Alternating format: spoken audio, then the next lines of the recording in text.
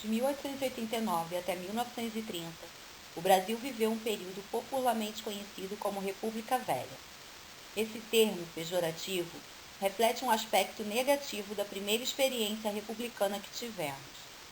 Nesta época existiram muitos presidentes. Os dois primeiros, Marechal Deodoro da Fonseca e Marechal Floriano Peixoto, eram membros do alto escalão do exército.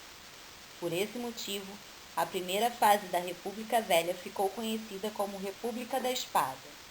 A segunda fase se chamou República Oligárquica, pois os presidentes representavam os interesses das oligarquias rurais, principalmente dos cafeicultores. Mas atenção, o poder não era exclusivo dos militares na primeira fase, nem dos cafeicultores na segunda. Esses dois grupos foram muito poderosos e formaram as elites políticas de todo o período. República da Espada, 1889 a 1894. O presidente Marechal Deodoro da Fonseca teve um governo muito curto. O golpe republicano aconteceu no dia 15 de novembro de 1889. Em janeiro de 1891, uma Constituição oficializou o novo regime a partir de uma eleição indireta, onde ele venceu. Após uma tentativa de golpe, fechando o Congresso a fim de governar com mais poderes, renunciou.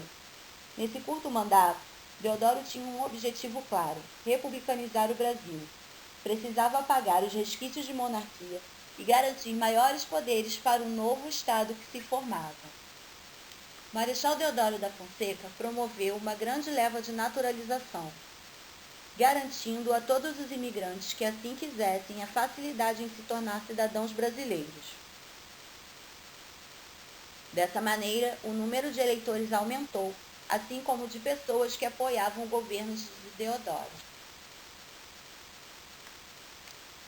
Durante seu governo, propôs uma nova medida para impulsionar a economia do país: o encilhamento, favorecendo uma grande bolha econômica, constituindo uma das mais graves crises econômico-financeiras de toda a história do Brasil.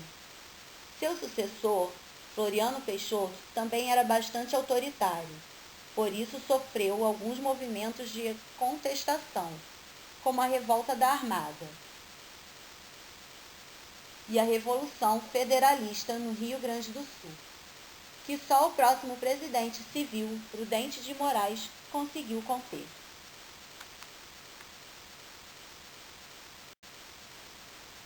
República Oligárquica, de 1894 a 1930. Diferente dos dois primeiros presidentes, Prudente de Moraes foi eleito pelo povo e não era militar. Portanto, foi considerado um presidente sensato, preferindo a diplomacia ao invés de guerras. Além disso, diminuiu o poder que o exército exercia sobre o governo.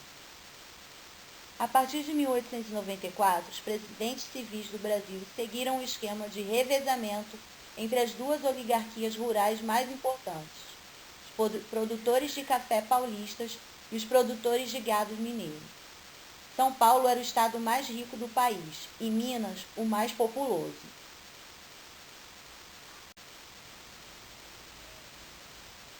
Dessa forma, ora Minas Gerais, ora São Paulo se revezavam no poder da presidência. Esse acordo ficou conhecido como Pacto do Café com Leite.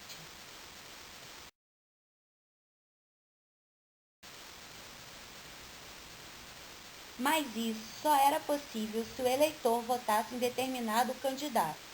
Como o voto era aberto, ou seja, a pessoa deveria declarar abertamente, na frente de todos, em qual candidato votaria, as populações mais pobres do Brasil votavam em quem o coronel da região que moravam mandasse. O coronel, por ser dono de muitas terras, era rico e poderoso. Os eleitores trocavam o voto por cesta básica, dentadura, emprego ou vaga em escola para seus filhos.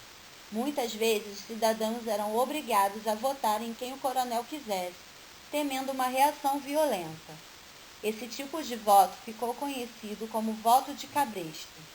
Essa troca de favores só era possível porque a população era muito pobre e o Estado omisso. quadro social da República Velha não era nada bom. Muitas pessoas eram excluídas da cidadania plena, e por isso muitos movimentos de contestação surgiram. Veremos alguns deles. Guerra de Canudos, 1897, e Cangaço, 1890 a 1940, que foram movimentos rurais, e a Revolta da Vacina, de 1904, e a Revolta da Chibata, em 1910, que foram movimentos urbanos.